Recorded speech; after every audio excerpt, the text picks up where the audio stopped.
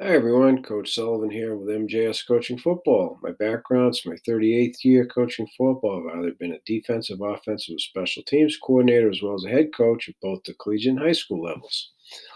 In this presentation, I wanted to talk to you about the stick tag to our whip dog, part of the dog family, obviously, and how just by simply adding our stick to the end of the call, how or why it impacts the blitz and why we would choose to do it.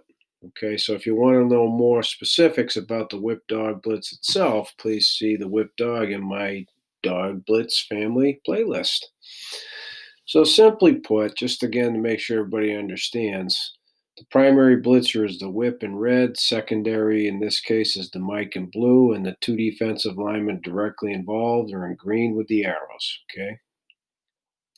So the primary difference between a whip dog and a whip dog stick, okay, a tag goes on the end, right? An ad is at the beginning, is that now we no longer have four off the side, right? Because the rover's in coverage. We have one, two, three off the side because the stick is for the defensive end on the side of the call. So for us, that's a two gap move. In this case, it's two gap reduction into a gap, reduction into the football.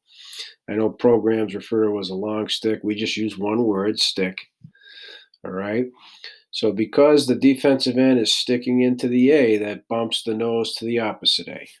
Boom, done. Okay. And that's it. There's the difference. Because the defensive end's in the A, the nose isn't going to be there. That bumps the nose into the other game. So now we have a double A gap pressure. Okay, double A gap pressure is a double A gap pressure, whether it's coming from linebackers, linebacker safety, combination of inside outside, or two defensive linemen. Double A is a double A.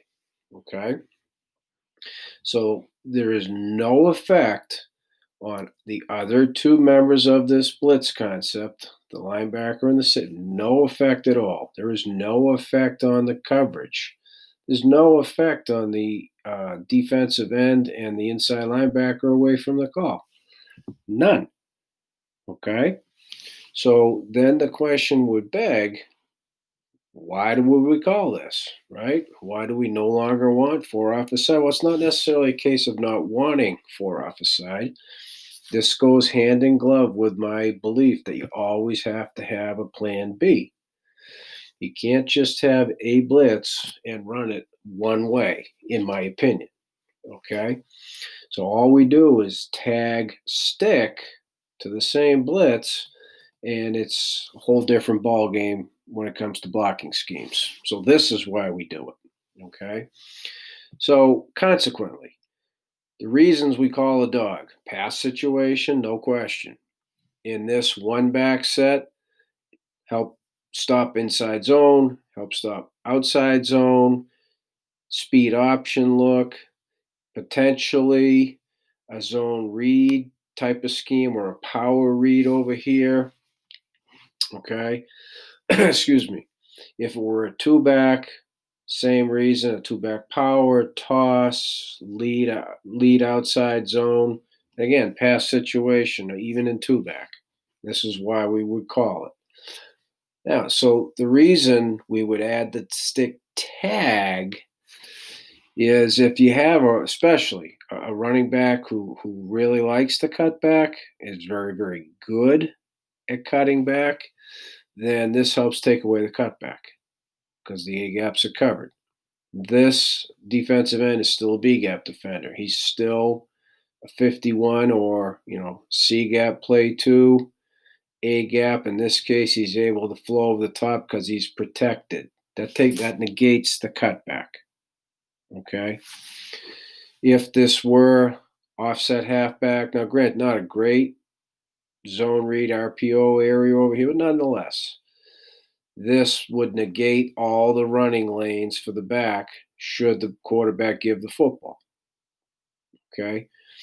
In pass protection, many an offensive lineman struggles with guys crossing their face, okay, especially if it's a bob or big on big protection. He's there. He's there, or he's the double read when uncovered, inside linebacker to outside linebacker. So now with the blitz, does that eat up the eyes of the guard? So now this defensive end sticking into A is most likely going to be unblocked. In a bob, the center is all about the nose. Okay, so it screws up the protection in the zone scheme or any type of a gap scheme. All of a sudden, you have a defensive lineman, sticking two gaps. That's not the norm. Okay, so in a zone scheme, the center is not likely to pick up this sticking defensive end. This penetrates and breaks up, a backside scoop. If the team likes to run draws in those situations, meaning pass, the two A gaps are taken care of now with penetration. So again, if an offense is able to prepare for the only way you execute a blitz, then it's likely that they'll be able to block it. But if you have two ways to do it, and you have two ways for every one of your blitzes, now that's a whole different issue and it's too much to prepare for.